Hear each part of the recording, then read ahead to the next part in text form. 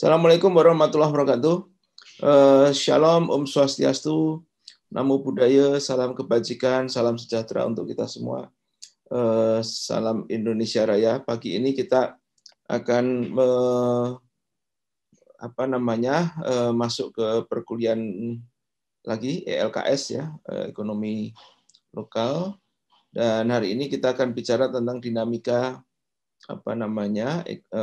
yang terjadi di UMKM dan bagaimana konstelasi politik ekonomi yang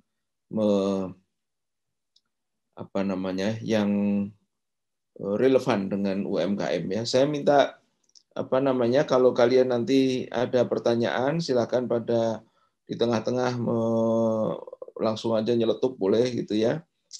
Kalau tidak ada mungkin kalau tidak bisa nyeletuk bisa di chat gitu ya. Bagi yang ini ada yang saya mempunyai masalah sinyal. Oke, yang punya masalah sinyal silahkan off cam. Tapi saya tidak ingin 80% off cam gitu ya. Karena itu menunjukkan betapa tidak seriusnya Anda gitu ya. Jadi coba cek di halaman Anda kalau 80% off cam. Nanti saya kalau off cam saya lebih baik off cam juga gimana gitu. Kalau off cam juga kan nggak enak ya. Jadi lebih baik kita saling on cam. Kecuali memang Anda betul-betul kekurangan kuota atau ada masalah wifi yang sangat serius ya. Tapi rasanya sih di Indonesia masalah wifi sekarang sudah tidak ada masalah lah ya.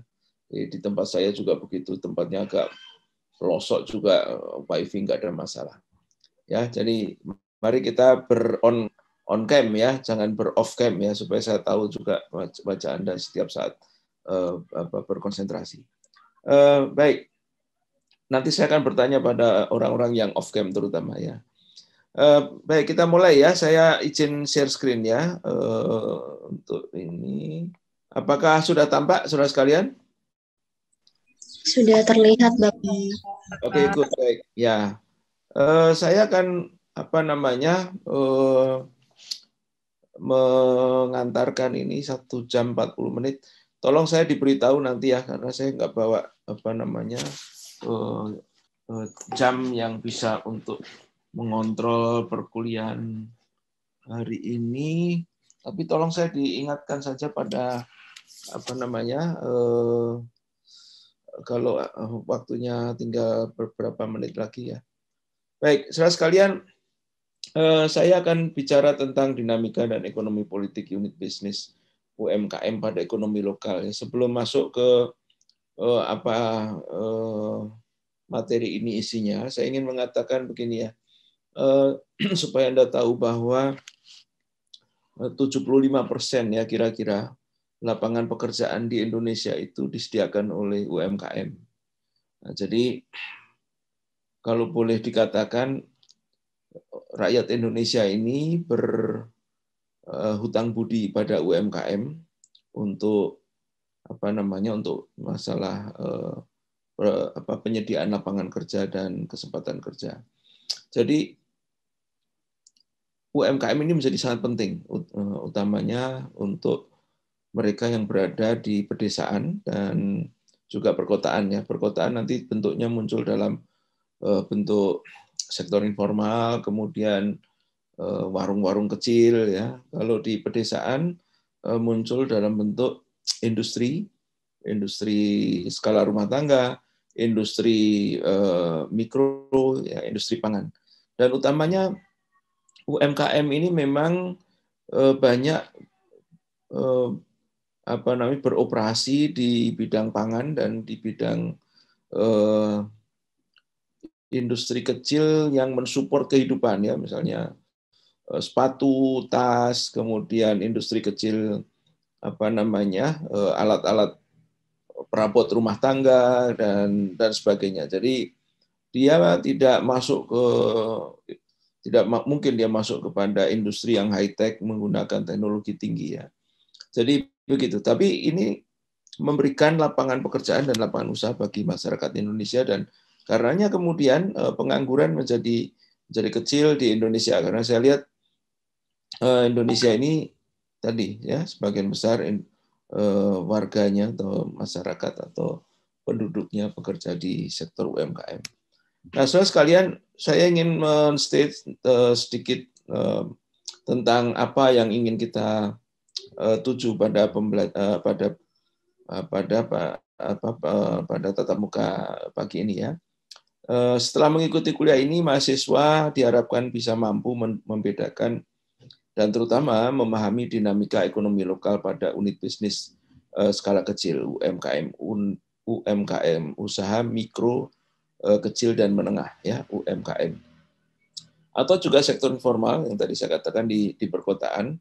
Utamanya ini nanti muncul dalam bentuk street food, kemudian dalam bentuk warung-warung kecil ya yang sifatnya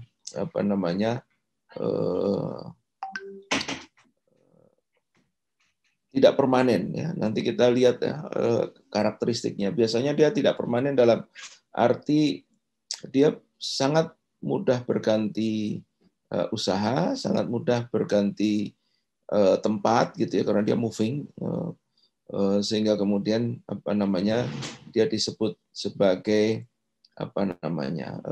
sektor yang sangat cair ya.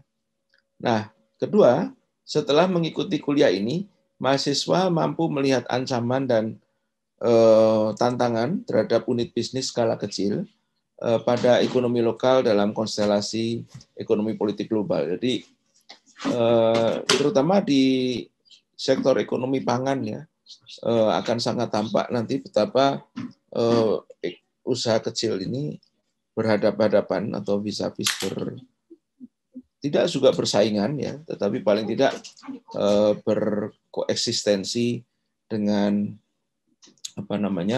usaha besar yang skalanya global. Kemudian yang ketiga, setelah mengikuti perkuliahan ini, mahasiswa mampu memberikan pemikiran solusi berbagai tantangan perkembangan ekonomi lokal. Jadi ujung dari perkuliahan ini sesungguhnya mahasiswa ini bisa meneliti, lalu kemudian memberikan solusi kebijakan dari hasil penelitiannya. Ini sekedar saya berikan informasi ya. Saya punya banyak mahasiswa yang meneliti di sektor UMKM ini ya, dan sektor informal ya, utamanya di street food dan industri kecil, manufaktur yang supporting untuk kehidupan sehari-hari rumah tangga. Nah, kita mau melihat fakta dominasi perusahaan TNCs pada perekonomian global ya. Saudara sekalian, kita tentu sehari-hari berurusan dengan berbagai macam kebutuhan ya, kebutuhan hidup, kebutuhan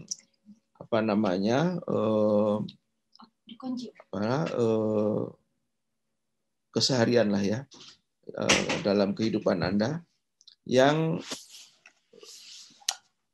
tidak bisa dilepaskan dari kegiatan kita selama ini ya. Misalnya Anda suka minum kopi, Anda pergi ke Starbucks ya. Anda ini berzoom ria ini, Anda berurusan dengan laptop dan gadget dan gitu ya. Kemudian Anda bepergian, Anda berurusan dengan mobil, kemudian pesawat gitu ya. Anda minum ya, makan berurusan dengan fast food ya. Kemudian di rumah Anda pakai televisi, pakai household appliances ya, alat-alat rumah tangga seperti kulkas, blender dan sebagainya yang mereknya ya itu saja gitu ya.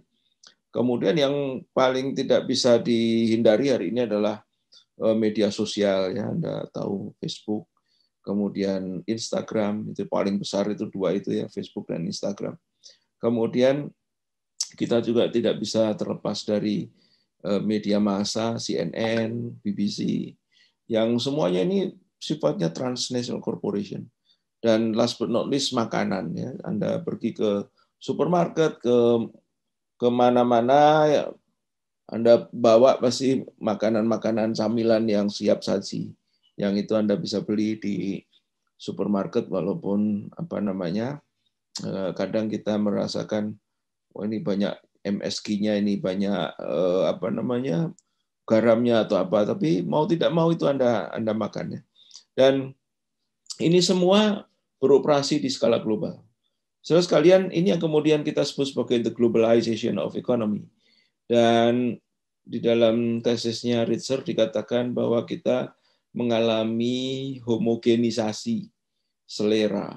Jadi kalau Anda pergi ke luar negeri, produk-produk ini ada di sana. Jadi artinya di Bogor Anda temukan produk-produk yang ada di slide ini. Anda pergi ke Los Angeles juga Anda temukan seperti ini. Anda pergi ke Frankfurt dapatkan juga seperti ini. Anda ke London juga seperti ini. Anda pergi sampai ke katakanlah ke Durban di Afrika Selatan sana juga Anda temukan seperti ini, gitu ya. Jadi selera menjadi sama dan rasanya nggak ada beda, gitu ya. Anda minum Coca-Cola, McD yang Anda minum dan Anda makan di Bogor ya sama yang Anda makan di London sana, gitu ya. Starbucks-nya, kopinya juga sama yang Anda minum di Bogor dengan di apa namanya di Boston atau di New York sana, gitu ya.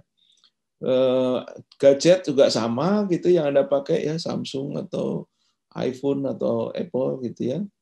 Jadi kita semua serba sama. Standarnya sama, akurasinya sama, seleranya sama. Ini yang kita sebut sebagai transnational corporation. Mengapa ini terjadi? Karena bekerjanya sebuah ekonomi global. Apa itu ekonomi global?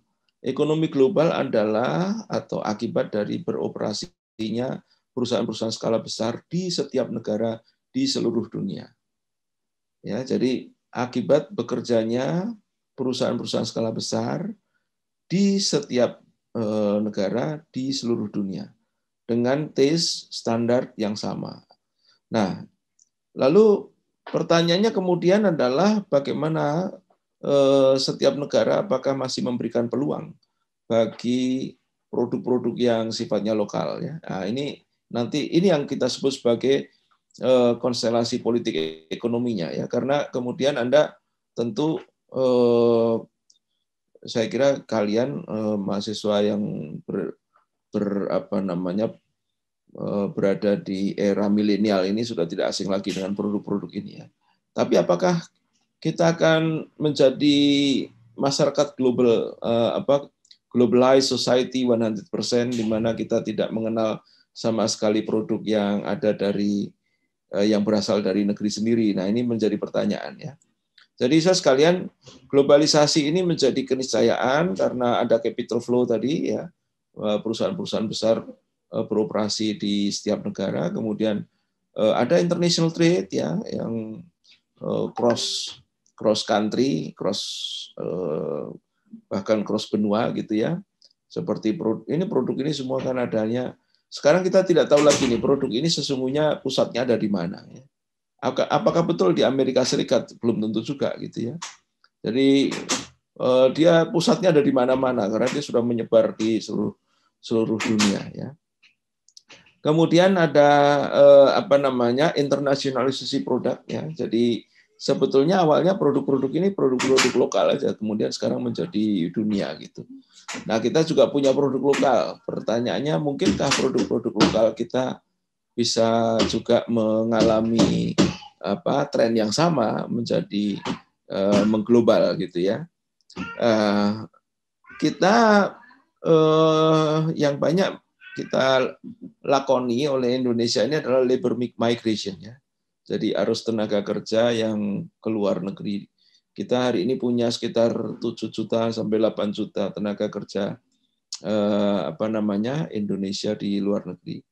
Nah, kalau Anda bepergian misalnya ke Eropa menggunakan pesawat katakanlah Emirates atau Etihad atau Qatar misalnya ya, Anda transit di Dubai, di Abu Dhabi atau di Doha, sesaat Anda masuk transit di bandara itu, Anda akan mendapati para pekerja dari level manager sampai level cleaning service, orang-orang yang bekerja di sana dari aneka suku bangsa, aneka kewarganegaraan, termasuk Indonesia, ya termasuk Indonesia.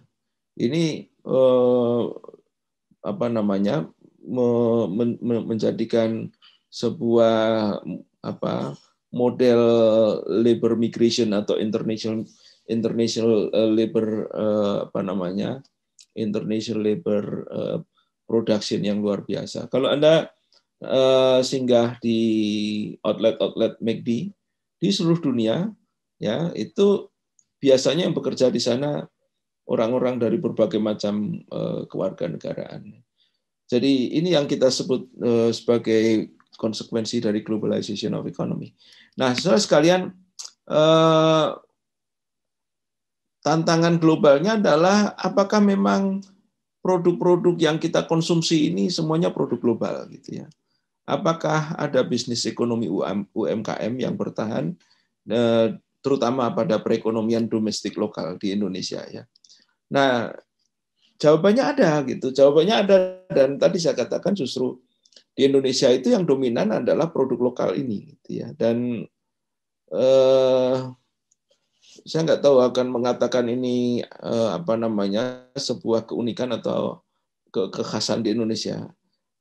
Faktanya orang Indonesia tuh suka dengan masakan-masakan yang lokal ini ya. Walaupun tadi yang produk-produk yang mengglobal tadi juga eksis terutama di kota-kota besar, katakanlah Jakarta, Bogor, Tangerang, Bekasi, Bandung, Semarang, Makassar, Surabaya, Medan, ya, Solo, Jogja.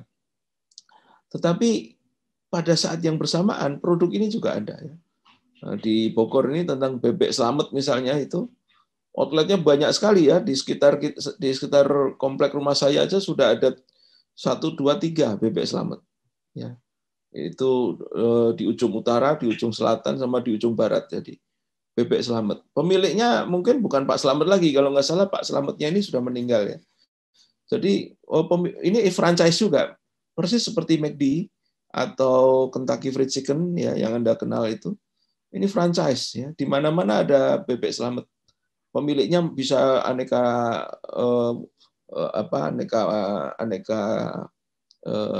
warga dari berbagai macam penduduk kota-kota di Indonesia. Anda di Bandung ada bebek slamet, di Semarang ada bebek slamet, di Medan juga ada bebek slamet ya, di Makassar ada bebek slamet. Jadi ini luar biasa. Jadi dia sudah menasional, tetapi dia belum mengglobal. Saya belum temukan bebek slamet di New York ya. Suatu saat mudah-mudahan dia ada di New York gitu ya. Atau coba diklik, jangan-jangan sudah ada sekarang bebek slamet di New York gitu, diklik di Google gitu ya. Ya, saudara sekalian, produk yang menasional juga, bukan mengglobal ya, menasional juga. Ini adalah ini warung soto ayam nasi uduk Lamongan ini. Ya. Siapa di kotanya yang tidak pernah menemukan warung soto ayam nasi uduk atau fast food, bukan fast food,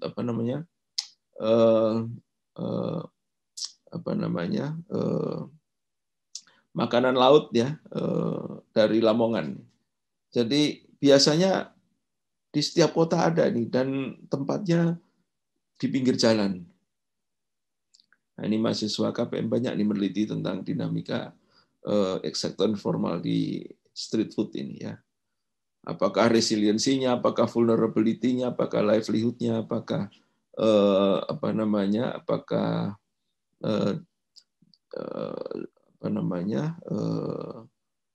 survivalness-nya dan sebagainya ini bisa diteliti. Tetapi yang jelas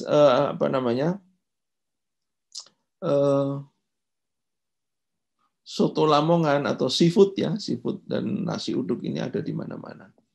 Kemudian gerabah ini ya, seperti Anda lihat di Kasongan itu. Di Jawa Barat ada di Pleret, kemudian di beberapa tempat yang lain.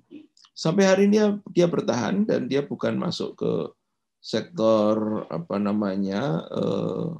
alat-alat rumah tangga, karena kalau Anda lihat alat-alat rumah tangga sekarang ini didominasi oleh produk-produk pabrikan yang skala besar. Ini masuk ke kita sebut sebagai artisanal industries. Industri-industri skala kecil yang memproduksi produk bukan untuk kegiatan perdagangan massal, tetapi dia memasuki art business. Jadi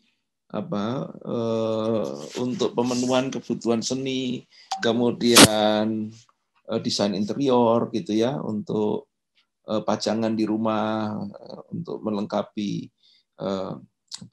keindahan di rumah. Ini yang dimasuki oleh pasar-pasar gerabah berciri modern, ya modern tradisional lah begitu ya. Kemudian furnitur, industri furnitur skala lokal, tetapi juga sudah menasional seperti di Jepara ini, dan ini produknya sudah kemana-mana. Nah, saudara sekalian, kalau kita melihat apa yang ada di sekitar kita tentang UMKM yang tampak di depan mata, ataupun yang tidak tampak di depan mata, ya misalnya industri-industri kecil yang ada di pedesaan, biasanya UMKM ini padat karya. Apa itu padat karya? Mempekerjakan banyak orang, ya, banyak orang. Untuk pekerjaan yang sesungguhnya, kalau di dalam model bisnis yang global tadi, mungkin dikerjakan satu orang saja, gitu ya. Jadi Anda bisa melihat misalnya di restoran McD itu, yang bekerja nggak banyak ya biasanya. Yang jadi kasir, yang melayani itu dia melayani juga, jadi kasir juga, pergi ke belakang juga melihat apakah kentang gorengnya sudah siap atau apa ya. Itu cuman beberapa orang. Rumah makan yang begitu besar itu paling pekerjanya 5 atau 7 orang ya, Anda lihat tuh di McD ya. Tapi kalau Anda lihat Bebek Selamat ini bisa kadang-kadang 15 orang, 20 orang berada di rumah makan itu. Ya. Jadi padat karya, dia lebih banyak mengerjakan orang. Ini yang menyelamatkan, tadi saya katakan, menyelamatkan ekonomi Indonesia. Dan orang Indonesia itu suka makan di luar. Tidak ada orang Indonesia yang tidak suka makan di luar. Ya. Walaupun di rumahnya ada masakan, tapi keluar itu kayak sesuatu yang harus gitu ya kira-kira. Dan pasarnya pasar lokal tentu, kemudian teknologi dan manajemennya tradisional, dan bazar ekonomi. Nanti saya jelaskan di belakang ya, bazar ekonomi. Ekonomi bazar itu begini, di satu tempat yang sama ditemukan jenis usaha yang mirip atau mungkin malah sejenis gitu ya. Kalau Anda lihat ya, tukang soto ini bersebelahan juga soto lagi gitu ya. Berderet-deret tukang soto. Nasi goreng juga gitu, berderet-deret nasi goreng ya. Jadi ini bazar ya. Jadi kalau di McD Anda nggak temukan itu, misalnya McD bersebelahan itu nggak ada gitu ya. McD itu biasanya dia punya ciri khas di pojokan perapatan gitu. Jadi jaraknya mungkin sekitar 1-2 kilo gitu ya. Ya, jadi dia tidak berderetan. Jadi ada pangsa pasar yang dia garap. Yang dihadapi oleh sektor UMKM atau sektor informal ini biasanya adalah modal yang lemah. Mereka tidak punya modal yang tidak disupport dari perbankan. Ya, disupport dari kantong sendiri atau hutang ke tetangga atau rumah tangga. Nanti Anda lihat, kalau Anda mau melakukan penelitian, Anda bisa lihat dari mana sumber modal bisnis-bisnis skala kecil ini. Biasanya dari rumah tangga, dari tetangga, dari keluarga kiri kanan yang ada, atau satu kampung yang ada di desa mereka. Nah, unit bisnis dari UMKM ya, atau usaha mikro kecil menengah ini, atau sering juga dikatakan informal economy, sering juga dikatakan sebagai underground economy. Kenapa kok underground? Minione ya, Mingione itu ahli ekonomi dari Italia. Dia mengatakan, dia suka mengatakan underground economy. Kenapa? Karena mungkin karena dia temukan di Italia itu bukan dia bekerja di bawah tanah, bukan, tapi dia tidak terdeteksi oleh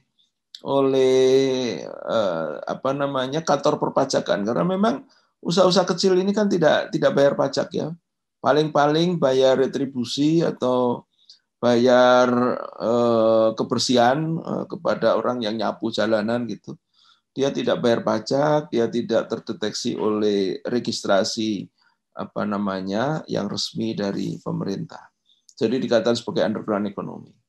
Ya, agak agak konotasinya agak hitam gitu ya underground itu, karena di dalam underground economy itu termasuk bisnis-bisnis gelap yang ilegal ya, misalnya transaksi narkoba, kemudian apa namanya transaksi, mohon maaf ya, pekerja seks komersial gitu ya.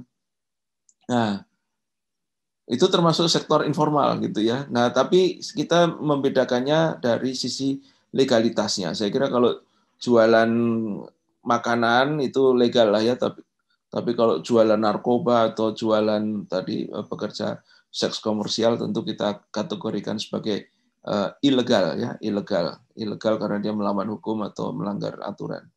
Ya, dan studi ini tentu kita tidak menyinggung yang ilegal ya, kita menyinggung saja yang legal ya, yang legal ya. Jadi gambar-gambar yang saya tunjukkan di sini ini legal dalam arti tidak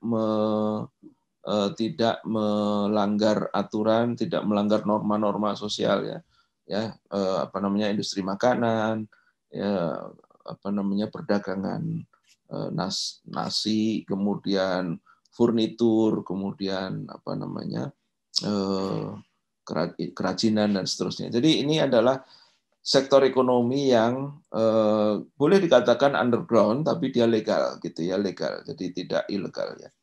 Kita tidak bicara ekonomi narkoba atau ekonomi seks komersial gitu ya.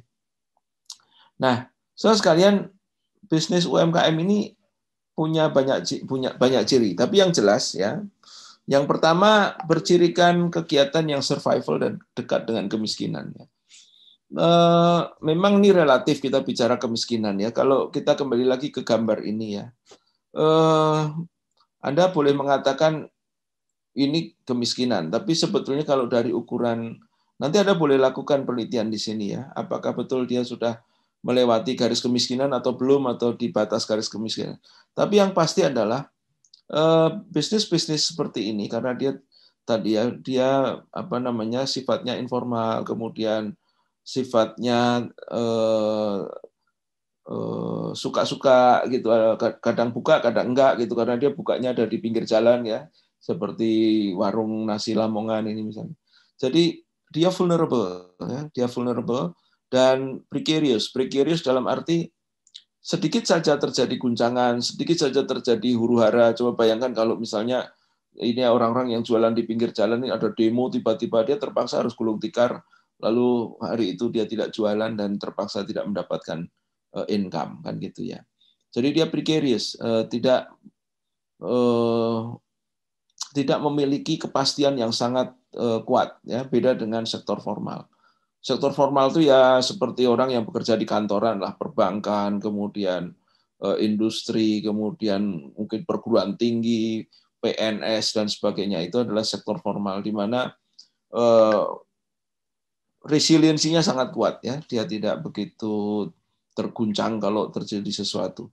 Tapi orang-orang ini sangat mudah terguncang ya. Sehingga kemudian dia didekatkan pada dimensi kemiskinan ya, walaupun mungkin maksudnya bukan bekerja di bawah garis kemiskinan, tetapi dia memang rentan terhadap kemiskinan atau rentan terhadap guncangan ekonomi. Yang kedua, unit bisnisnya biasanya tidak terdeteksi oleh peraturan. Tadi saya katakan dia unregulated ya, tanpa izin usaha. Sekalipun pendapatannya belum tentu juga lebih rendah dari sektor formal ya. Jadi kalau Anda lihat ya, bisnis ini misalnya nih ya, warung soto ayam Lamongan ini. Ini bisa jadi pendapatannya sekitar 6 jutaan ya per malam gitu. Ya. Tetapi kemudian apa namanya? Kita tidak bisa katakan bahwa ini sebuah bisnis besar ya. Jadi yang kita apa namanya? Kita garis bawahi adalah dia tidak terdeteksi oleh peraturan, dia unregulated dan pendapatannya boleh besar, tetapi tadi dia tidak ajak ya, tidak continuously stabil gitu kira-kira. Kemudian yang ketiga, seringkali tujuan utama berusaha adalah means of subsistence. Jadi supaya Anda tahu, warung-warung kecil kemudian sektor informal ini dia bekerja untuk sekedar survival, bukan untuk akumulasi atau ekspansi ya. Seperti Anda ketahui kalau bisnis skala besar itu salah satu tujuannya itu ekspansi. Perhotelan juga begitu ya. Coba Anda lihat ya. Hari ini hotel itu jaringan hotel X ya, itu ada di mana-mana karena dia memang tujuannya adalah menguasai pasar perhotelan. Ya. Industri pesawat industri penerbangan juga begitu, dia mau masuk ke semua kota untuk melayani customers dan seterusnya. Nah, unit bisnis kemudian yang keempat, unit bisnisnya mudah berganti usaha ya. Jadi ini menarik, ini diteliti oleh mahasiswa KPM terutama di masa pandemi ini. Mereka sangat liquid ya. Jadi masa-masa awal pandemi bisnisnya tutup. Oke. Kemudian masih di masa pandemi mulai ada sedikit relaksasi, dia bekerja agak lumayan jamnya lebih panjang daripada nganggur gitu, tapi bisnisnya beda dengan di masa lalu. Lalu kena PPKM kemarin ya, ini kemudian tutup lagi, lalu ini berubah lagi sekarang jadi apa dan seterusnya. Ini menjadi menarik untuk dilihat. Jadi artinya begini, karena tadi dia itu unregulated, tidak perlu izin, sehingga yang jualan atau berusaha ini suka-suka gitu ya. Silakan Anda teliti ya, apakah seorang tadi yang jualan makanan itu memang dari dulu sejak kecil dia jualan makanannya. Ada yang bercerita dulu dia TKW atau TKI pulang, kemudian jadi tukang ojek, kemudian dapat modal sedikit, lalu jualan makanan, lalu tutup gara-gara COVID-19 atau pandemi. Lalu dia buka bikin makanan dorongan, nasi goreng dan sebagainya. Jadi dia sangat mudah berubah bentuk ya. Kemudian yang berikutnya, ciri hubungan produksinya itu basisnya kepercayaan ya, relationship of production-nya itu berbasiskan kepercayaan. Kalau Anda lihat, mungkin Anda belum pernah mendalami bisnis ini Indomie rebus yang ada di Bogor itu ya. Bisnis Indomie rebus itu ternyata alat dan bisnisnya itu selalu diadakan di situ. Yang bekerja itu 3 bulan sekali berubah. Ya, 3 bulan sekali berubah. Jadi ada tim baru nanti datang masak Indomie rebus lagi dan sebagainya. Ya namanya Indomie rebus atau super mie atau apa kan rasanya ya sama itu kan. Tapi yang mengoperasikannya itu orang bisa berbeda-beda. Timnya itu bergeser dari satu kota ke kota yang lain. Ini menarik gitu kalau Anda mau melihat bisnis bisnis warung makan Indomie rebus yang nggak tahu kalau di kampus IPB itu ada nggak ya? Saya kira masih ada ya, karena makanan para mahasiswa yang paling penting untuk survival itu biasanya adalah mie instan kan gitu ya. Oke. Kemudian yang berikutnya ada kalanya mengapa ini tadi saya katakan ini itu basisnya adalah kepercayaan. Coba Anda bayangkan ya, mereka itu bekerja pokoknya datang, Pak, saya bulan Januari, Februari kami kerja. Oke, udah. Yang punya bisnis itu pokoknya tahu beres saja dia. setiap hari store sekian pokoknya untuk sebagai keuntungan. Nanti Februari, Maret, April ada tim baru, Pak. Ini tim baru datang, kami pergi. Oke, kalian pergi. Tim baru. Nanti yang punya warung dan modal dan sebagainya, ya pokoknya ngertinya pokoknya tim yang baru bekerja. Indomie dan Supermie dan sebagainya silakan dibelanja sendiri dari hasil yang dijual pada hari itu, ya untuk besok paginya dan seterusnya. Lalu nanti berganti lagi sampai berulang-ulang gitu ya, 2 bulanan, 3 bulanan atau 4 bulanan. Coba Anda lihatlah, itu menarik itu bisnis Indomie rebus itu ya di Bogor atau di kota-kota terutama yang saya lihat di Jawa Barat ini. Oke, ada kalanya usaha ini dipandang sebagai sampingan, sideline activities. Ya. Sering mengatakan karena kalau nanti Anda wawancara gitu ya, usaha saya ini kan cuma daripada nganggur gitu. Kata daripada nganggur itu menunjukkan sideline activities. Tapi kalau ditanya berapa pendapatannya, ya ini biasanya ini mahasiswa kalau meneliti sektor informal, berapa Pak pendapatan? Wah nggak tentu. Berapa Pak? Wah nggak dicatat gitu. Ya, nah mahasiswa sering frustrasi itu kalau mengidentifikasi pendapatan soto ayam Lamongan misalnya, berapa Pak hasilnya hari ini? Wah nggak tentu, gimana Gusti Allah saja gitu. Ya, nah jadi biasanya kemudian kita harus mendekati dengan cara mengaduk-aduk modal. Pak, hari ini Bapak belanja untuk ayam berapa? Oh ayamnya sekian potong. Oke, kemudian apa? Kecap sekian botol, minyak goreng sekian liter. Oke. Terus, oke, sekarang ini semua jadi modal hari ini, ya. Udah ditongkrongin. Oke, hari ini Pak, kecap habis, minyak goreng habis, ayam habis gini. Dapatnya berapa Pak? Oh, dapatnya nih 6 juta. Oke. Tadi modal untuk beli kecap, ayam, kemudian minyak goreng dan sebagainya, modalnya 5 juta.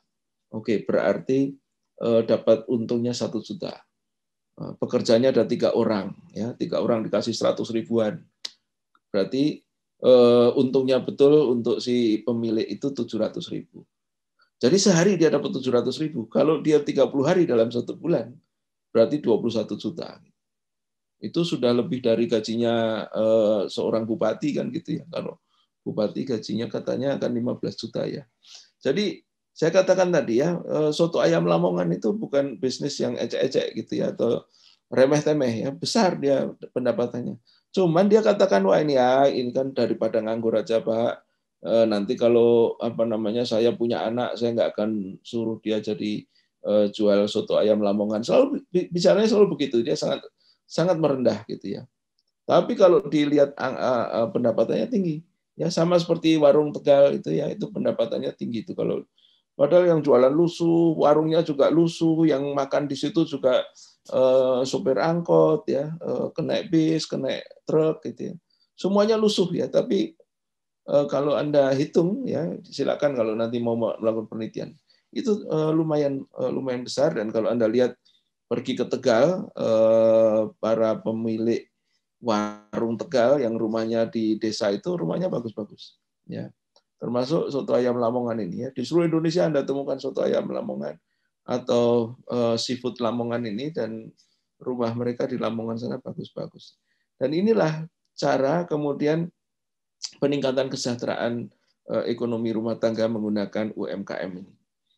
Kemudian yang berikutnya adalah marginalitas. Nah, ini ya, sering dia itu disebut sebagai sektor residual. Sektor residual. Kok disebut residual? Karena tadi dia biasanya kalau Anda lihat ya warung-warung kecil, apakah warung Tegal, apakah soto ayam Lamongan, apakah nasi goreng atau tukang mie ayam atau mie bakso, whatever Anda sebut ya. Itu biasanya kucel gitu ya, yang jualan juga lusuh, kemudian pekerjaannya juga kayaknya capek ya, panas. Jadi dia kemudian beroperasinya juga di pinggir-pinggir jalan atau di tempat-tempat yang ya pokoknya melipir-melipir lah begitu ya. Beda sekali dengan pekerja bank atau karyawan perusahaan yang bekerja di ruang ber-AC, pakai dasi, pakai sepatu yang bagus, pergi ke kantor pakai mobil gitu ya. Jadi cirinya menjadi marginal kalau kita melihat sektor UMKM ini ya. Dan mereka memang tanpa perlindungan ya, tidak bayar. Mereka mungkin punya, kalau sekarang dia punya BPJS ya, pemerintah mewajibkan BPJS sehingga kalau mereka sakit bisa ditanggung oleh negara melalui BPJS.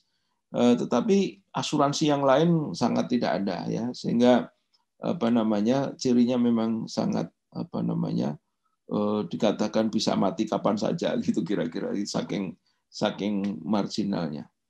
Kemudian sering keberadaannya itu memiliki link kuat dengan sektor formal. Nah ini jangan salah ya.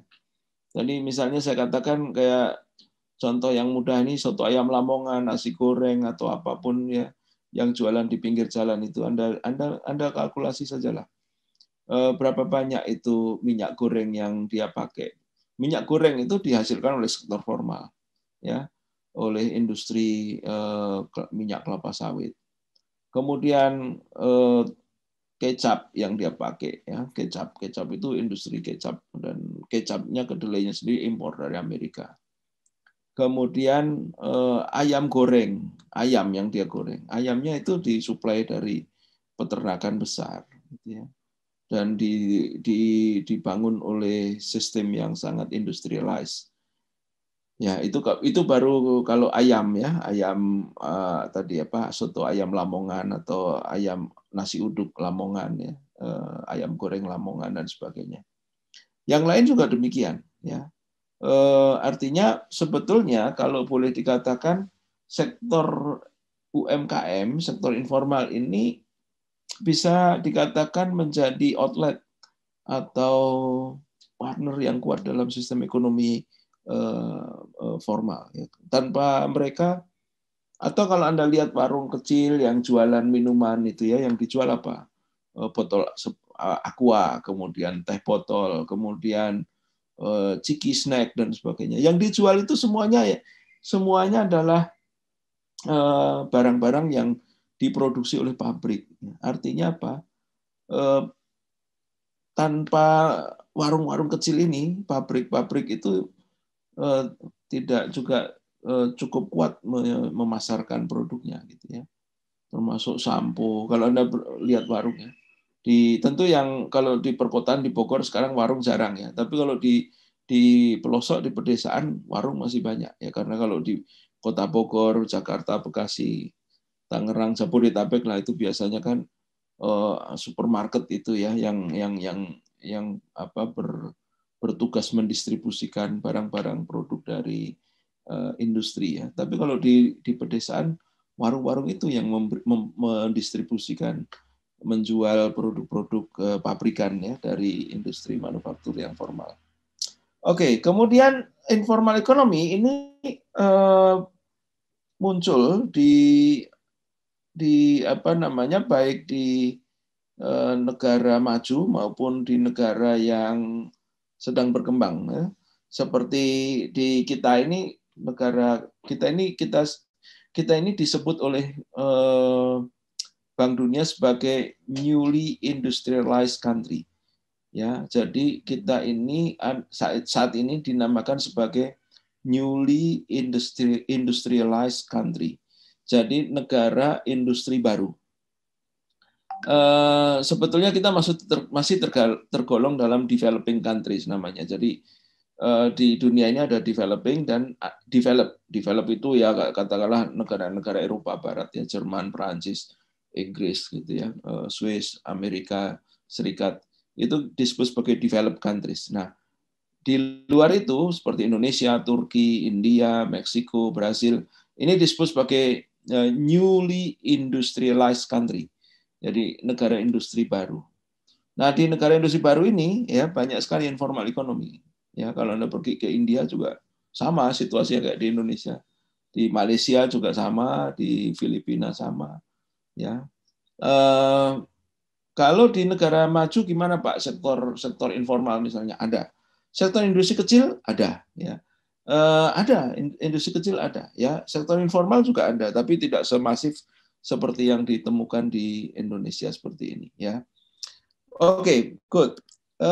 Saudara sekalian, Kalau kita bicara 2030 sebagai agenda pembangunan berkelanjutan ini, tujuan pembangunan dunia di plot 2030 ini tinggal 8 tahun lagi ya untuk mencapai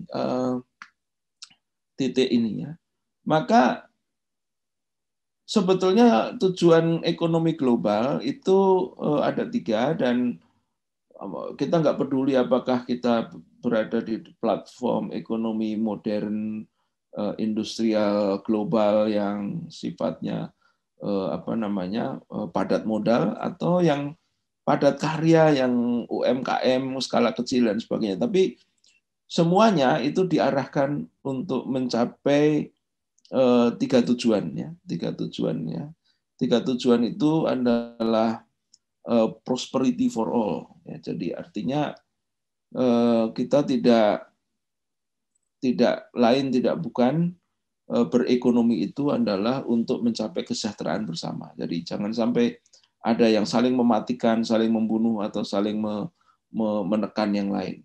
Jadi industri global atau ekonomi global silahkan beroperasi di banyak negara.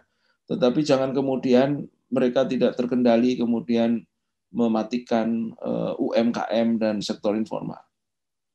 Bagaimana Pak cara mengendalikannya? Ya negara. Ya, siapa itu negara? Ya pemerintah. Siapa itu pemerintah? Pemerintah daerah terutama. Pemerintah daerah jangan semau-maunya gara-gara banyak orang mau tanam modal untuk membuka industri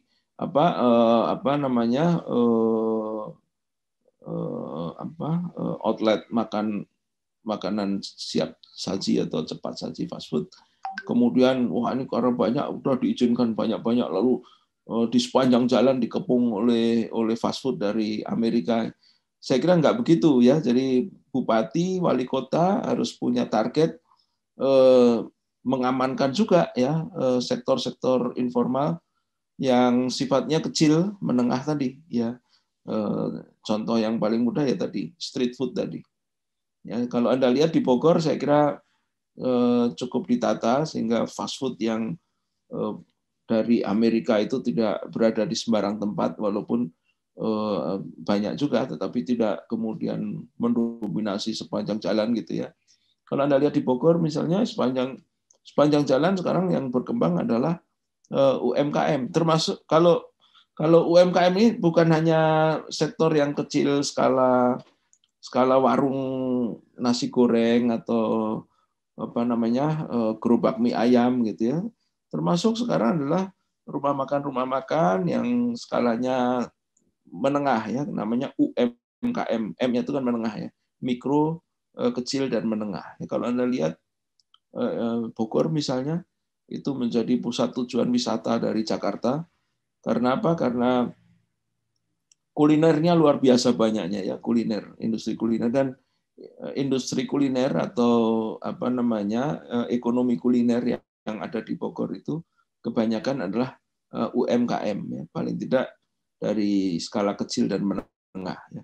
Yang mikro ada tentunya yang jualan makanan kecil di pinggir jalan gitu ya, keripik-keripik yang keripik singkong, keripik talas gitu, itu saya kira itu mikro. Tapi yang menengah banyak ya, kalau Anda lihat di sepanjang jalan, kalau di Bogor itu di Indraprasta itu sekarang banyak sekali kafe-kafe skalanya menengah, kecil menengah. Kemarin saat PPKM tutup semuanya, sekarang sudah pada tumbuh lagi, beraktivitas kembali. Jadi prosperity for all, kemudian eradicate poverty. Ya, jadi kita tertolong, Indonesia itu tertolong oleh UMKM karena dengan cara ini kemudian kita menekan kemiskinan. Dan Bank Dunia, barusan saya buka di websitenya Bank Dunia, dan Bank Dunia mengapresiasi luar biasa capaian Indonesia dalam hal menekan poverty, bertahan dari pandemi, ya luar biasa ya. Di negara-negara lain ekonominya kacau balau, kondisi politik kacau balau. Indonesia stabil sekali diserang pandemi selama 1,5 tahun, hampir 2 tahun ini ya. tidak ada kekacauan ekonomi, tidak ada kekacauan politik ya. Semua kayaknya tetap berlangsung dengan baik. Yang betul-betul miskin dirangkul oleh pemerintah menggunakan bantuan langsung tunai BLT, kemudian juga dengan bansos, bantuan sosial. Sementara yang menengah sekarang dihela kembali untuk beroperasi dan mulai beroperasi, mulai bergairah. Kalau Anda lihat di Bogor sekarang situasinya sangat bergairah, persis seperti sebelum pandemi ya. Tinggal IPB ini kan kita mau buka ya. Oh ya, saya informasikan ya.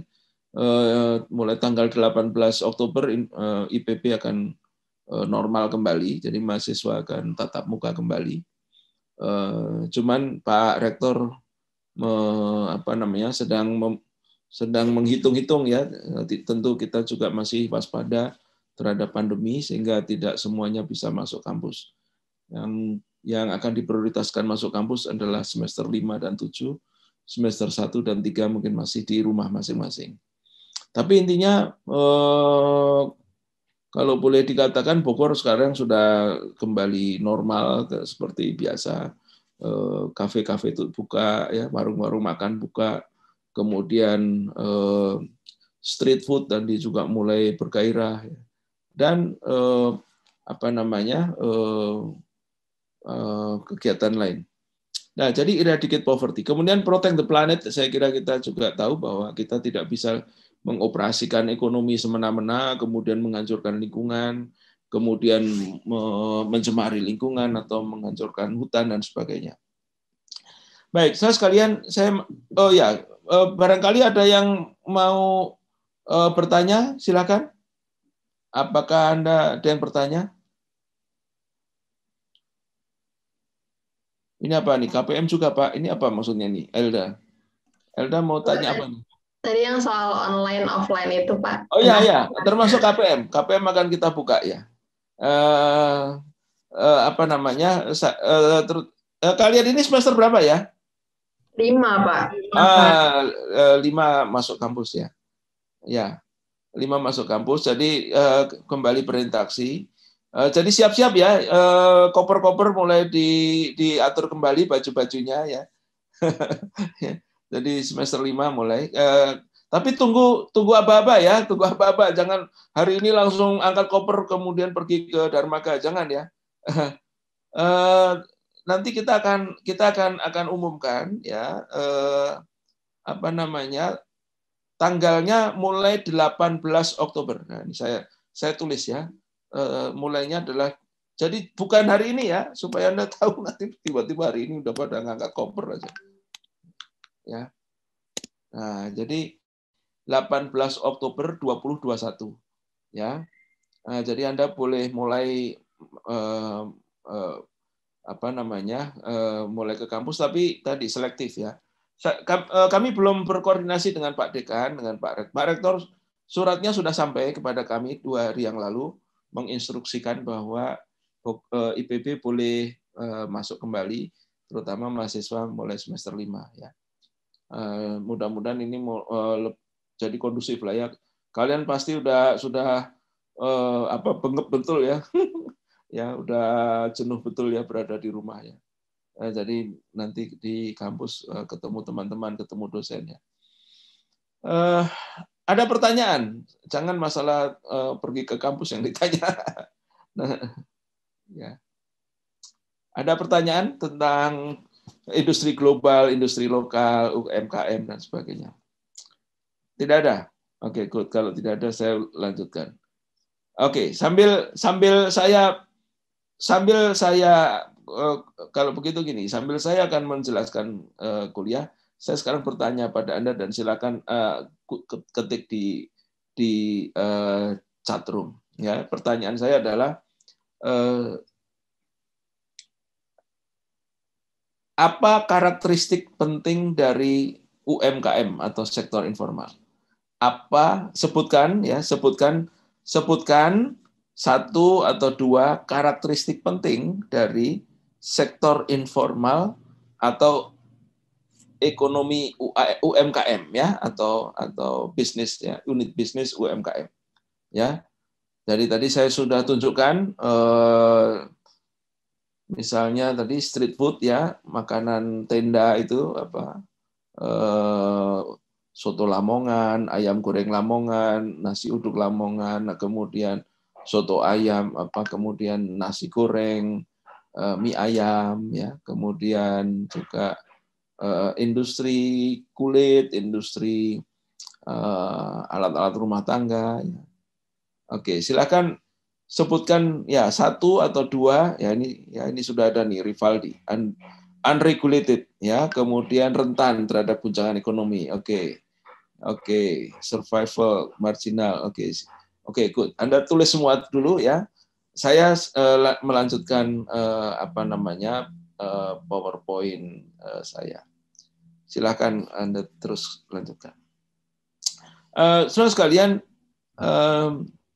saya akan masuk kepada dinamika ekonomi lokal.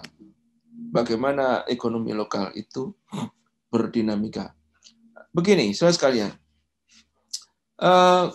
kalau Anda mahasiswa KPM berkomitmen terhadap pengembangan masyarakat, berkomitmen tentang pengembangan ekonomi lokal, ya, tentu kemudian Anda punya komitmen, ekonomi skala kecil menengah ini harus besar juga dong, gitu ya.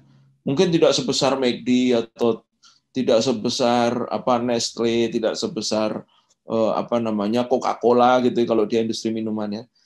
Paling tidak kita punya komitmen untuk membesarkan. Oke, kalau gitu bagaimana sih tahapannya ya. Nah, jadi begini saudara sekalian, kalau nanti Anda mau melakukan penelitian ya, dan ini Anda bisa teliti di lapangan. Sebetulnya UMKM yang sedang Anda hadapi atau sedang Anda lihat itu dia berada di tahapan mana ya. Nah, ini ada 3 tahapan perkembangan sebuah unit bisnis ya, terutama untuk ekonomi lokal yang UMKM itu ya. Kita biasanya memulai dari apa yang kita sebut sebagai tahap survival, tahap yang sangat pada batas yang penting hidup lah gitu ya. Jadi ini adalah tahapan yang starting the business gitu ya. Jadi dia biasanya safety first, yang penting hidup dulu lah gitu. Hari ini dapat, hari ini dimakan hasilnya. Besok dapat, besok juga dimakan hasilnya.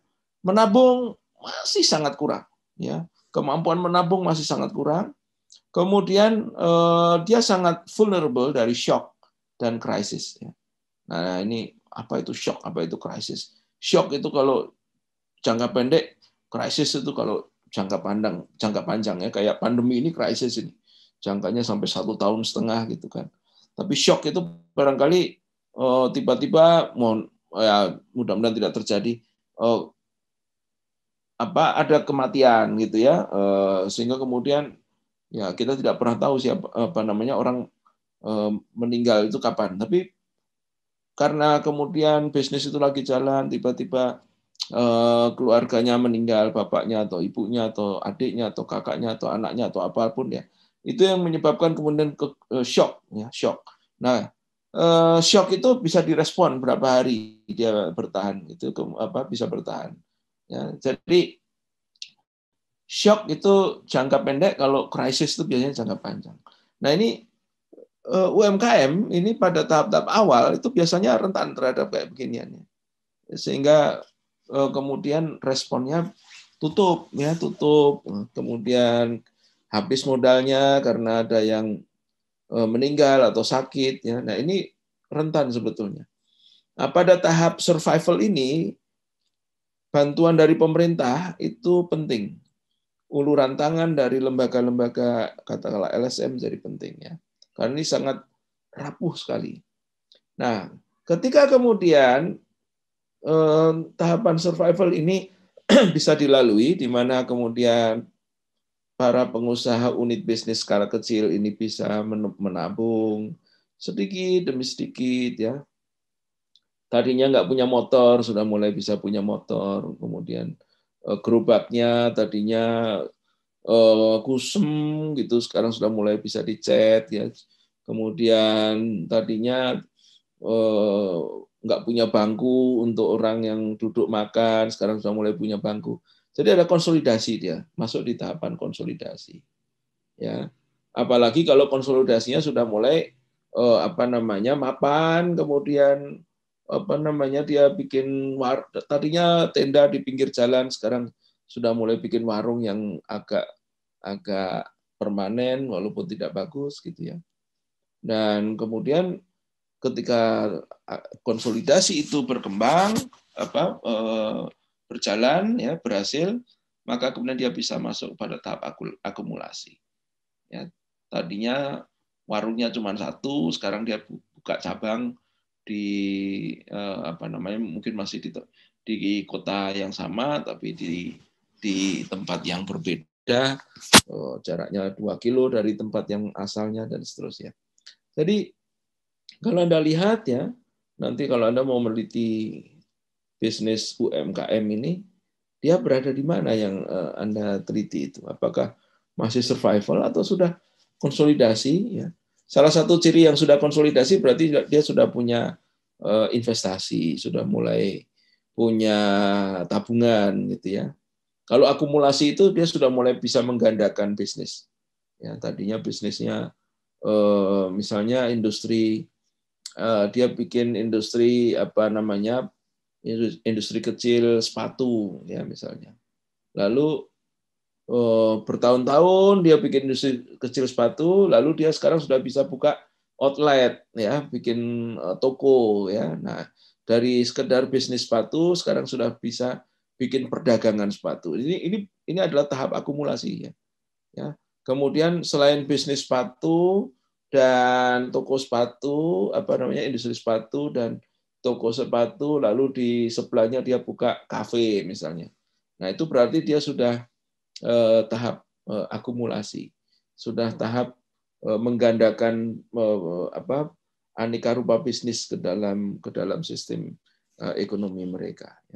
Tetapi kebanyakan UMKM sih biasanya ada di sini nih, di tahap konsolidasi dan survival. Ya, tentu case by case. Ya, Anda lihatlah nanti kalau Anda yang ada mau melakukan penelitian di bisnis UMKM adanya di mana. Ada yang sudah tahap akumulasi tapi tentu tidak banyak ya. Tidak sebanyak yang di konsolidasi dan survival. Nah, saudara sekalian, kalau kita bicara dinamika, maka tadi kita bicara unit bisnis itu berdinamika di dalam ya. Unit bisnis itu berdinamika di dalam. Tadi dari tahap survival, konsolidasi, lalu akumulasi. Itu dinamika di dalam. Nah, sekarang dinamika keluar ya, dinamika keluar. Tadi internal dynamics, sekarang external dynamics. Nah, bentuk interaksi ekonomi pada unit-unit bisnis ekonomi yang secara eksternal ini paling tidak ada 3 ya yang saya akan sampaikan.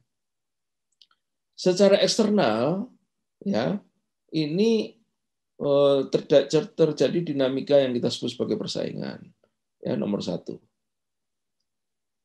Persaingan itu seperti apa, Pak? Ya, seperti Anda lomba balap mobil atau balap karung gitulah kira-kira ya. Jadi dia berada di niche yang sama, kemudian mencoba ceruk ekonomi yang sama, kemudian mencoba mengambil market yang sama dan konsumen yang sama. Ya, sehingga kemudian yang terjadi rebutan konsumen kan gitu, karena jumlah konsumennya kan itu saja. Ini terjadi persaingan. Nah, tetapi yang jelas persaingan di UMKM itu tidak seperti persaingan jegal-jegalan gitu yang saya lihat ya. Kalau kita lihat, terserah nanti Anda kalau Anda mau meneliti ya. Jadi apakah terjadi jegal-menjegal, bunuh-membunuh? Saya kira tidak ya. Paling-paling ya bersaing. Coba kalau Anda lihat itu ya, ada warung mie ayam berderet sampai 5 tempat warung mie ayam semua kalau di dekat kampus Dharmaka itu. Mie ayam sampai berderet-deret, tentu dia bersaing ya. Karena jumlah mahasiswanya kan itu saja gitu ya.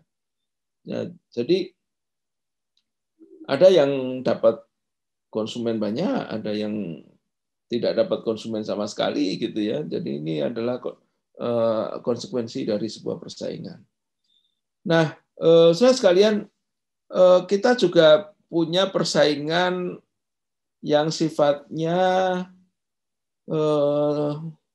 tidak seimbang ya. Jadi seperti tadi ya, bebek goreng Anda lihat ya, bebek goreng Pak Slamet itu dia juga jualan ayam goreng. Kalau Anda tentu pernah pergi ke bebek goreng Pak Slamet itu ya, dia jualan ayam goreng.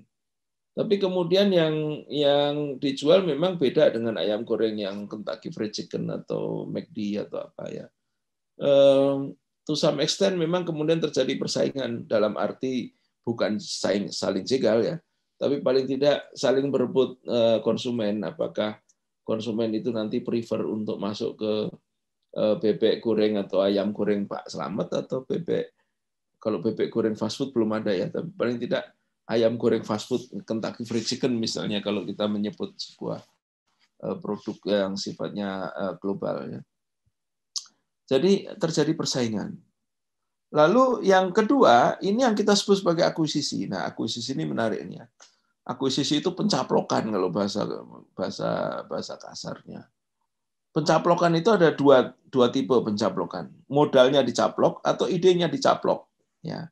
Nah, jadi supaya Anda tahu ya, tahun 80-an sebelum ada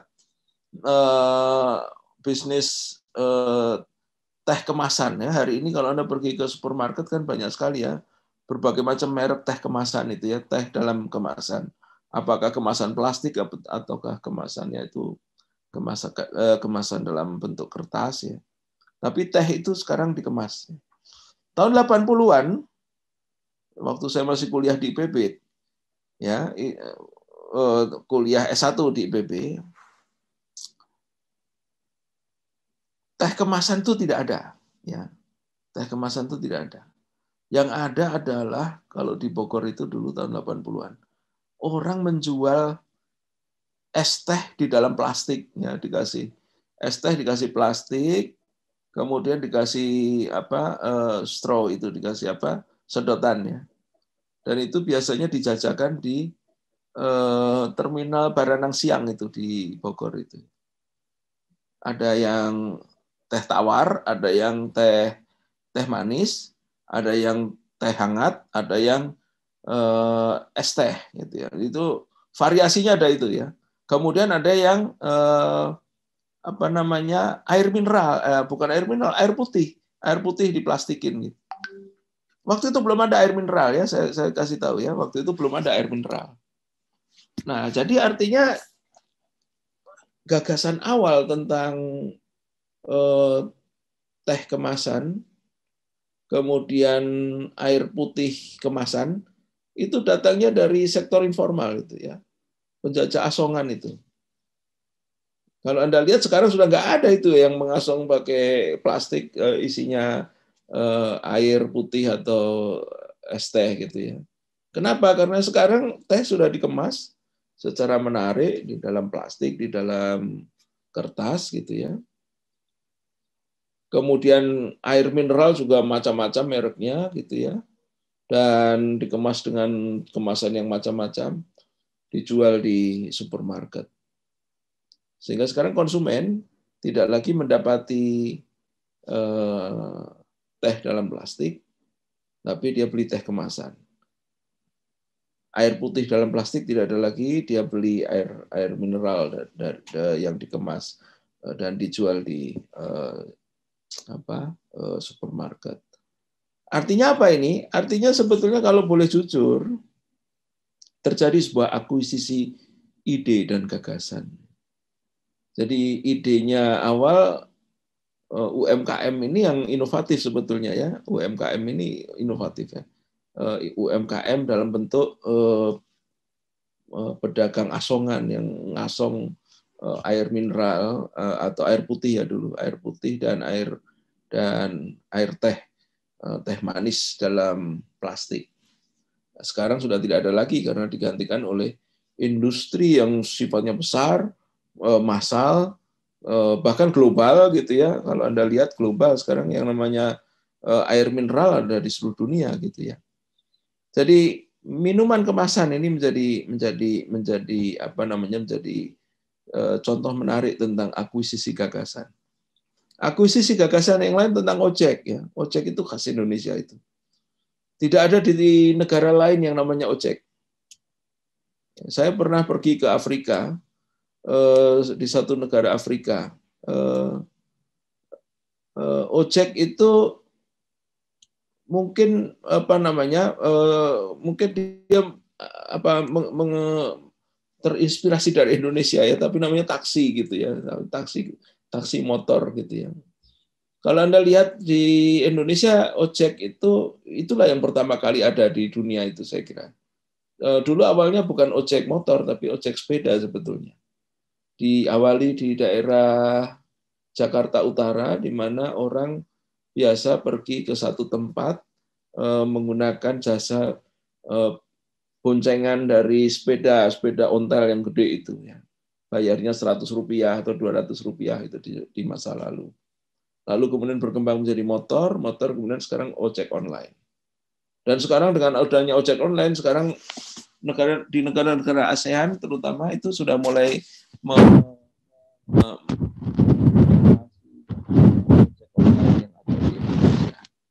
ya, bahkan sekarang sudah ada GoFood, GoSend dan sebagainya. Ya, jadi idenya awalnya adalah ide ojek biasa tradisional ya, dan sekarang ojek pangkalan udah nggak ada lagi karena berubah menjadi ojek online. Ini yang kita sebut sebagai akuisisi ide dan gagasan. Ya. Tentunya kemudian yang menjalani ojek online juga dulu adalah orang-orang yang bekerja di ojek itu. Dan kalau Anda tanya ya, barangkali dulu saya pernah membimbing satu mahasiswa KPM meneliti tentang perbedaan antara ojek online dan ojek pangkalan gitu. Dan ternyata memang dari sisi pendapatan bedanya signifikan sekali ya. Jauh lebih banyak ojek online. Kenapa? Karena ojek online dia selalu standby dengan gadgetnya itu, selalu ada konsumen yang customer yang memesan, tinggal dia mau rajin ambil customer atau tidak ya. Sehingga tidak ada waktu untuk menganggur. Ya, beda sekali di zaman ojek pangkalan katanya. Dulu banyak menganggur karena nunggu konsumen atau nunggu customer. Jadi idenya adalah bisnis ke depan itu adalah menjemput customer, bukan menunggu customer. Ya, jadi rumah makan hari ini juga begitu. Dulu kami menunggu customer datang, Pak. Ya, kadang sehari ada 2, kadang sehari ada 5, kadang sehari ada 10. Ya. Tetapi rumah makan hari ini ada atau tiada customer yang datang ke warungnya, Pak, kami sibuk melayani orang. Kenapa? Karena kami sekarang masuk ke bisnis bisnis digital ya. Jadi saya punya langganan tukang sate sejak waktu saya masih mahasiswa sampai sekarang.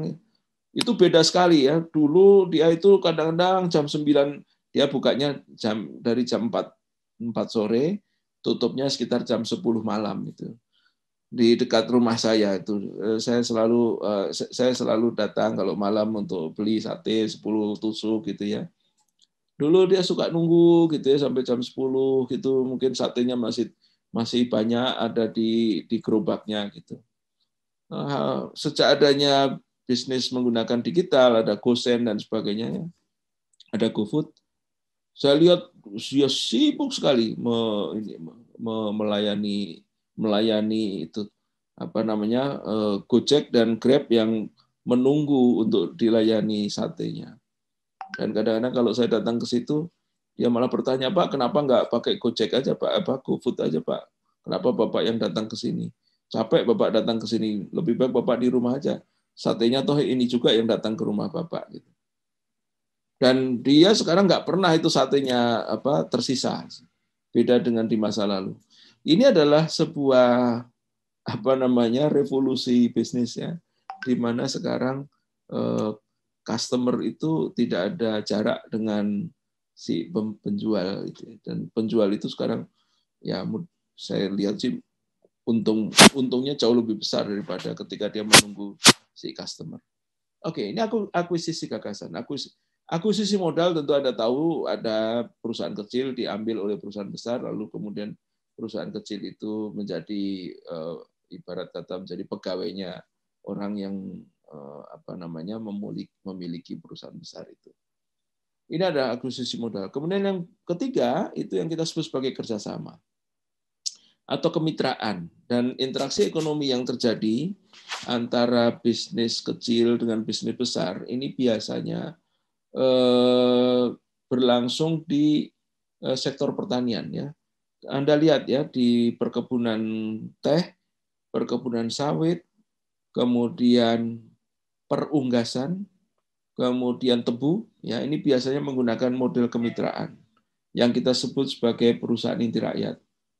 Ya, jadi perusahaan besarnya punya pabrik, ya, kemudian punya pengolah dan pemasaran, tetapi dia tidak punya kebun. Ya, kebunnya dimiliki oleh petani. Ini misalnya dalam kasus pir teh, kemudian pir sawit, ya, itu sama ya. Kebunnya dimiliki oleh petani-petani, perusahaan besarnya hanya punya pabrik yang skala besar karena petani tidak mampu membangun pabrik karena membangun pabrik itu harganya katakanlah 1 triliun gitu ya. Sehingga petani tidak mampu membangun pabrik. Tetapi si perusahaan tidak bisa juga membangun perkebunan karena perkebunan itu sudah dimiliki oleh masyarakat. Sehingga yang terjadi perusahaan besar membangun pabrik, kemudian bahan dasar, bahan baku datang dari petani. Ya, ini yang kita sebut sebagai kemitraan. Pabrik tidak akan beroperasi kalau tidak ada bahan dasar, bahan baku disuplai oleh petani kecil. Tetapi petani kecil juga tidak akan hidup kalau tidak ada pabrik yang mengolah bahan baku yang dihasilkan oleh para petani itu. Jadi mereka simbiosis mutualisme, ya, saling menghasilkan, saling menguntungkan, dan kemudian nilai ekonominya dibagi, ya, tentu kemudian menggunakan rumus pembagi yang diekspektasikan seadil-adilnya. Ini yang kita sebut sebagai kerjasama. Di supermarket juga demikian. Kalau Anda pergi ke supermarket, terutama di counter sayur mayur itu, saya kira sayur mayurnya itu datang dari para petani, dititipkan, ya, istilahnya konsinyasi, gitu ya, dititipkan, lalu nanti hasil penjualannya dihitung antara supermarket itu dengan para petani. Para petaninya tergabung dalam koperasi tentunya, tidak bisa petaninya sendiri-sendiri datang ke supermarket. Ini yang kita sebut sebagai tiga bentuk interaksi ekonomi secara eksternal antara unit bisnis UMKM dengan bisnis skala besar. Nah, kalau yang kita sebut kompetisi, ya, kompetisi ini kita tadi nomor 1 ini persaingan atau kompetisi. Maka kita punya beberapa tipe persaingan, ya. Yang pertama ini yang kita sebut sebagai kompetisi silent atau senyap. Kompetisi senyap ini misalnya terjadi antara sesama UMKM, itu senyap itu ya, diam-diam saling bersaing sebetulnya, ya. Tukang sate yang jaraknya mungkin hanya 100 meter atau 200 meter itu, atau tukang mie ayam atau apa, itu bersaing sesama mereka. Tapi tidak saling menjegal, ya. Ini mereka biasanya sih rezeki mah datang dari Tuhan, Pak, gitu ya. Sudah ditentukan rezeki saya berapa. Ini sangat rendah hati mereka, ya, biasanya. Kemudian yang kedua adalah bazar ekonomi. Ini yang dikonseptualisasikan oleh Clifford Geertz tahun 60 dan sekarang masih bekerja, ya. Kalau Anda lihat pasar tradisional, di pasar-pasar tradisional itu, yang jualan sayur itu berderet-deret itu jualan sayur semua gitu ya. Los jualan daging itu daging sapi semua berderet banyak gitu ya, yang jualan banyak berbeda-beda, tapi dagangannya atau komoditas yang dijual sama gitu ya. Ini yang kita sebut sebagai bazar ekonomi. Ini terjadi di pasar-pasar tradisional. Kemudian yang ketiga, persaingan antara unit bisnis yang berbeda skala usaha. Ini misalnya warung kelontong skala kecil bersaing dengan supermarket. Ini dulu pernah terjadi kalau di perkotaan dulu terjadi agak sedikit konflik ya, karena hadirnya supermarket yang sekarang berada di banyak kompleks itu memang bersaing mematikan warung-warung kecil ya, dan ini pernah terjadi ketegangan ya. Kalau di desa saya kira sekarang masih bekerja ya warung-warung kecil, dan supermarket tidak banyak masuk kecuali di pinggir jalan besar ya. Nah, yang keempat ini persaingan bisa terjadi juga antara bisnis skala global melawan yang skala lokal ya. Tadi contohnya rumah makan skala lokal melawan rumah makan siap saji. Saudara sekalian, kalau kita bicara dinamika akuisisi bisnis, maka mengapa terjadi akuisisi ya, bisnis skala kecil oleh skala besar? Ini biasanya alasannya ada 4 ya, tetapi ini bisa saja 1 atau 2 atau 3 atau 4 sekaligus. Yang pertama tentu akuisisi itu karena ingin struggle karena surplus ya. Sebetulnya ini tidak terjadi hanya di UMKM, di bisnis startup juga demikian ya. Betapa bisnis-bisnis skala besar itu mengakuisisi bisnis skala kecil dalam rangka untuk memperbesar surplus. Dan bisnis skala kecilnya diajak untuk masuk ke dalam bisnis skala besar itu. Jadi dia melakukan akuisisi. Atau yang kedua, melakukan ekspansi. Ini beda lagi kalau ekspansi. Ekspansi itu memperbesar skala bisnis atau mereplikasi bisnis yang sama tapi di tempat-tempat yang lain. Ciri khas dari ekonomi global adalah ekspansi. Jadi Anda lihat tadi ya, gambar-gambar awal yang saya sebut TNCs tadi, itu berada di mana-mana. Berada di mana-mana, berekspansi, terus berekspansi. Ya. Jadi merambah kemana-mana. Yang ketiga itu adalah strategi ekspansi melalui akuisisi terhadap unit bisnis skala lain. Jadi akuisisi bisa akuisisi ide, akuisisi modal gitu ya. Dan dapat saja akuisisi perusahaan kecil oleh perusahaan besar ya. Contohnya toko atau warung. Nah, tapi saudara sekalian, saya ingin mengatakan bahwa Indonesia itu melindungi UMKM ya, dan seluruh rakyat Indonesia itu komitmen untuk melindungi UMKM, dan kita tidak ingin terutama para pimpinan daerah, apakah bupati, wali kota atau gubernur ya, itu terikat oleh Undang-Undang UMKM ya nomor 20 2008, kemudian sekarang dikuatkan lagi oleh Undang-Undang 11 2020 tentang Undang-Undang Cipta Kerja.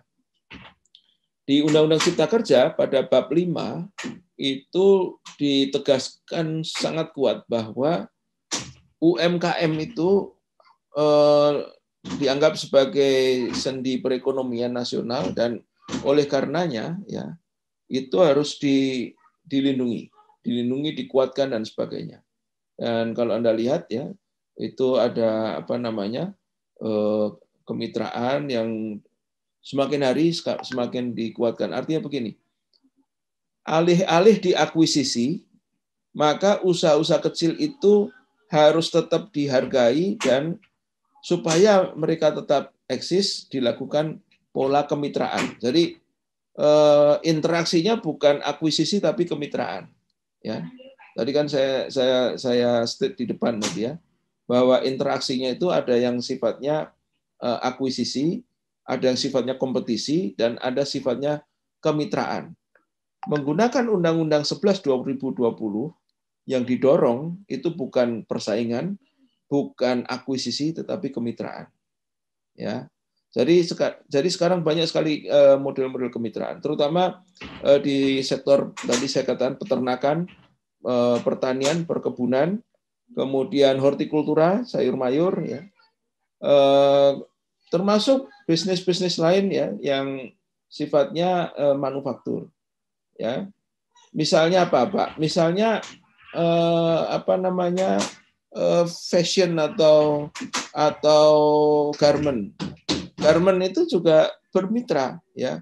Jadi kalau Anda lihat baju yang bermerek itu bukan berarti tidak disentuh oleh UMKM sama sekali, ya. Baju yang bermerek yang Anda beli di katakanlah apa usaha bisnis skala global namanya Sogo atau Metro atau apa, ya. Itu baju itu mungkin bagian kantong bajunya atau lengannya itu dimitrakan waktu dijahitnya oleh penjahit lokal atau penjahit-penjahit skala UMKM. Ini yang kemudian kita kita tegaskan di dalam Undang-Undang 11 2020 yang kita sebut sebagai Undang-Undang Cipta Karya. Nah, saya kira saya tidak ingin detail di undang-undang ini, tetapi yang jelas saudara sekalian, kita punya Undang-Undang 20 2008 dan Undang-Undang 11 2020. Dua undang-undang itu cukup menegaskan dan mengamanatkan kepada seluruh rakyat Indonesia, terutama para pimpinan daerah, bahwa pimpinan daerah rakyat Indonesia harus melindungi UMKM dengan cara apapun juga. Utamanya menggunakan cara kemitraan, ya, kemitraan. Di sektor perunggasan kalau Anda lihat ayam yang selalu Anda makan pada siang hari misalnya itu juga menggunakan, tidak ada ayam, ya, ayam dan telur, ya. Tidak ada telur dan ayam yang Anda konsumsi itu yang diproduksi menggunakan cara akuisisi atau persaingan. Semuanya menggunakan kemitraan. Ya, kalau Anda lihat bisnis ayam negeri atau ayam lehorn atau ayam petelur itu menggunakan cara kemitraan. Dalam arti begini, produksinya biasanya disuplai itu makanan dari perusahaan besar, makanan ternak itu harus standar karena harus memenuhi gizi sang ayam gitu, ya. Karena dia akan menghasilkan telur gitu, ya. Kemudian ayam petelurnya juga disuplai bibitnya dari perusahaan besar. Lalu yang menternakkan adalah perusahaan kecil atau usaha bisnis kecil, UMKM. Tapi kemudian telur dan ayam pedaging yang disembelih ayamnya itu kemudian bisa dijual menggunakan jaringan kemitraan yang lain, masuk ke supermarket, masuk ke outlet, katakanlah seperti bisnis fast food, ya. Anda perlu tahu, ya, misalnya Kentucky Fried Chicken atau McD itu ayamnya masa ya diimpor dari Amerika, kan tidak, itu didatangkan dari usaha-usaha UMKM peternakan lokal, ya. Nah, jadi saudara sekalian, ini yang kita sampaikan pada Anda, ya, supaya Anda tahu bahwa komitmen kita pada pengembangan ekonomi lokal ini tidak surut, dan semua ini kita kembangkan di Indonesia untuk satu tadi dalam rangka prosperity, menyediakan lapangan pekerjaan dan mencapai kesejahteraan yang baik. Kemudian tentu kita selalu berorientasi pada sustainable development, ya. Artinya prosperity saja tidak cukup jika kemudian alam atau lingkungan tercemari. Ya, kita tidak ingin terjadi ketimpangan di situ. Jadi bisnis oke, ekonomi tumbuh, tetapi lingkungan tidak dihancurkan. Lingkungan tetap kita pelihara dan kita maintain secara baik. Silakan kalau ada pertanyaan, saya kira. Apakah ada pertanyaan? Mungkin secara langsung. Kita masih punya 6 menit untuk bertanya jawab. Silakan kalau Anda ada sesuatu yang tidak jelas. Apakah semua tahu apa itu kemitraan?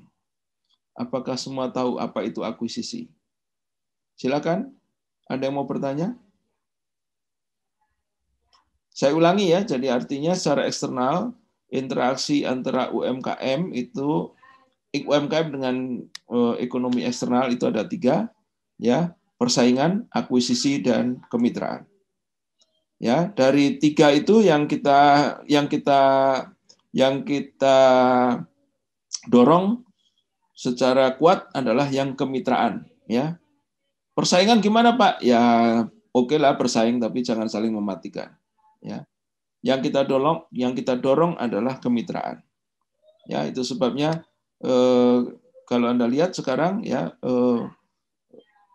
IPB misalnya kampus Anda yang Anda sedang rindukan untuk didatangi itu bermitra ya kan kalau Anda pergi ke kantin itu yang di mana? Masih ingat nggak itu ya, Yellow Corner, kemudian Blue Corner, kemudian kantin Sabta itu yang jualan kan orang-orang dari kampung sebelah kampus itu ya. Jadi kita bermitra ya, kita tidak. Kemudian dibina oleh IPB bagaimana cara menyajikan pangan itu secara sehat, tidak menggunakan formalin, bagaimana kemudian mengelola limbah dari warung. Kalau Anda pergi ke Sabta itu apa ya? Itu ada tahu goreng, ada gado-gado, ada mie ayam, ada soto, ada nasi padang, wah macam-macam ya. Limbahnya itu dikelola supaya tidak mencemari lingkungan. Kemudian bahannya juga dihadirkan dengan baik supaya bergizi, karena yang makan itu mahasiswa itu adalah generasi penerus bangsa. Jangan dicemari oleh formalin kan gitu ya. Nah, jadi semua itu kita kontrol dengan baik. Baik, jadi model kemitraan itu yang kita bangun agar UMKM ekonomi lokal kita ini bertumbuh dengan baik, dan setiap saat kita dorong itu supaya makin berkembang dan berkembang. Dan apalagi sekarang dengan ekonomi digital makin berkembang pula bisnis itu. Ada pertanyaan? Bapak, saya izin bertanya. Ya, silakan. Siapa ini? Elda. Oh, siapa? Ulya, Bapak. Oh, Ulya, silakan. Kalau tadi di awal, kalau tidak salah kan karakteristik UMKM itu unregulated ya Pak. Nah, kemudian bentuk-bentuk interaksinya itu yang disarankan tadi Bapak sampaikan adalah bentuk kemitraan. Apakah dengan UMKM bermitra dengan misalkan kayak tadi IPB dengan Yellow Corner dengan masyarakat sekitar itu, mereka bisa mengatasi karakteristik yang tadi Pak, yang dari awalnya regulated menjadi regulated gitu ya Pak? Ya, akhirnya regulated ya, karena kemudian kalau tidak salah dia disertifikasi, Anda coba ya lihat ya, ada sertifikat kesehatan. Berarti kan kalau dia bisa mendapatkan sertifikat, berarti ada syarat sebelumnya adalah izin usaha dan sebagainya. Untuk mendapatkan izin harus dipenuhi itu standar pengelolaan airnya bagaimana, standar pengelolaan bahan bakunya bagaimana, standar pengelolaan air limbah. Ya. Kalau itu sudah dinilai bagus, maka kemudian diberikan izin, kemudian diberikan sertifikat tanda bahwa makanan yang dikelola disajikan oleh usaha ini adalah higienis kan gitu. Jadi regulated dalam arti untuk menjamin customer itu yakin bahwa apa yang didapatkan itu bermutu gitu ya.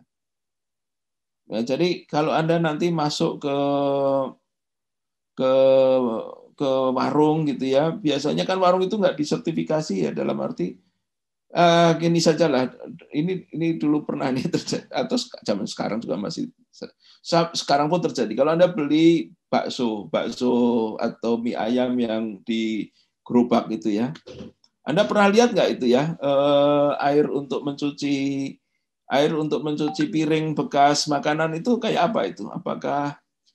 Apakah airnya melimpah atau airnya cuma satu ember diulang-ulang, air embernya pun sudah keruh gitu ya, tetap aja di situ, terus nanti supaya kelihatan bersih dilap dengan lap yang agak basah gitu. Anda perhatikan nggak gitu? Perhatikan ya. Nah, kalau itu tidak diregulated, kira-kira itu higienis nggak gitu ya? Ada mungkin orang itu bekas COVID gitu ya, batuk-batuk, lalu makan di piring itu gitu ya. Lalu piring itu dicucinya ya di ember-ember yang sama itu karena gerobaknya itu moving around gitu ya. Airnya ya dari rumah ya cuma seember itu ya. Lalu semua masuk di situ ya. Lalu tiba-tiba Anda datang lalu Anda masuk makan di situ. Ya, dari yang tidak kena COVID Anda kena COVID. Itu kira-kira ya. Jadi itu maknanya ya, pentingnya regulated itu. Ya, kalau tidak diregulasi maka kita tidak bisa mengingatkan bahwa cara pengelolaan limbah seperti itu tuh nggak benar gitu ya. Ya, tapi kalau disertifikasi kan kita bisa beritahukan, mencuci piring kotor itu begini loh caranya gitu. Ya. Airnya harus bersih. Kemudian air kotornya harus dibuang, tapi cara buangnya begini. Jangan asal dilemparkan ke jalan raya atau apa gitu ya. Ini ada got, masukkan got situ misalnya gitu ya. Ya, itu kira-kira. Ya ini supaya Anda harus care ya. Nah, banyak sekali pedagang kaki lima itu yang karena tidak diregulasi, tidak diawasi, cara mengelola ininya cara mengelola makanannya itu tidak sehat ya. Apalagi pedagangnya nggak pakai masker, batuk-batuk lagi, muncrat itunya ke tahu goreng yang kemudian tahu gorengnya Anda makan gitu ya. Ya, nah jadi bersin, acing gitu ya, muncrat dia gitu ya. Diulek sama sambelnya, alah sambel rasa COVID. Ya. Jadi begitu ya kira-kira ya Ulya ya. Nah jadi tentu itu kita tidak inginkan. Ya, salah satu keunggulannya bisnis yang global adalah semua makanan itu terstandarisasi sejak bahan baku sampai ke pengelolaan limbah itu semuanya terstandarisasi. Ya, jadi dia tidak mencemari lingkungan, tidak makanannya juga tidak busuk, standar lah semuanya. Itu sebabnya salah satu kekalahan ya persaingan antara bisnis yang sifatnya global tadi dengan bisnis yang lokal itu adalah standar. Ya, standar itu biasanya standar produksi itu biasanya dipenuhi oleh bisnis skala global. Bisnis skala lokal biasanya bekerja tanpa standar. Ya. Sehingga kemudian konsumen itu yang mengkonsumsi bisnis skala lokal itu menjadi terkena risikonya ya, risiko segala macam penyakit dan sebagainya. Paling tidak Anda pulang sakit perut gitu ya. Ya, makan mie ayam gitu. Itu biasanya pulang sakit perut. Kenapa? Karena sambalnya itu terbuka kan ya. Coba Anda lihat terbuka, kemudian kadang-kadang lalat hijau nemplok gitu ya. Lalu lalat hijaunya cuma di hush gitu kan. Jadi cuma ditiup-tiup gitu, apalagi ditiup air liurnya muncrat ke sambelnya. Lalu sambelnya dengan enaknya Anda tumpahkan ya ke mie ayam Anda. Ya sudah, Anda pulang pasti mencret gitu kan. Ya. Nah, jadi mahasiswa IPB harus care ini sekarang terhadap UMKM seperti itu ya. Ya, jadi kasih tahu, Pak, sampean ya kalau jualan pakai masker. Kalau Anda nggak pakai masker, saya nggak akan jadi beli. Gitu. Nah, itu sering. Saya sampai hari ini sering mengingatkan itu ya. Jualan di dekat saya itu, di dekat rumah itu ada tukang tahu goreng itu. Sering maskernya ya dibuka, ya namanya orang kampung gitu ya. Saya bilang, Pak, pakai maskernya gitu. Oh ya Pak, Bapak mau beli? Enggak, saya nggak mau beli. Saya cuma mengingatkan kamu harus pakai masker. Aduh Pak, cuma mengingatkan, Bapak nggak beli. Enggak ya. Saya cuma care dengan Anda supaya Anda pakai masker. Oh ya Pak, siap Pak, saya pakai masker. Ya gitu. Ya, jadi sekarang mahasiswa IPB harus perhatikan itu ya. Jadi kalau ada tukang jualan mie ayam, gorengan, nggak pakai masker, ingatkan Pak, pakai masker. Sebelal-belalnya apapun masker lumayan lah itu daripada nggak pakai masker. Ya. Kemudian itu sambal ya. Diingatkan Pak, tutup itu supaya lalat hijau kan. Lalat hijau itu kan nemplek di mungkin nya kucing, tiba-tiba kemudian lari nempel ke sambal gitu. Jadi sambal yang Anda makan itu rasa kotoran kucing kan gitu. Ya, jadi pasti Anda sakit perut ya. Gitu kira-kira. Ya, oke, ada pertanyaan?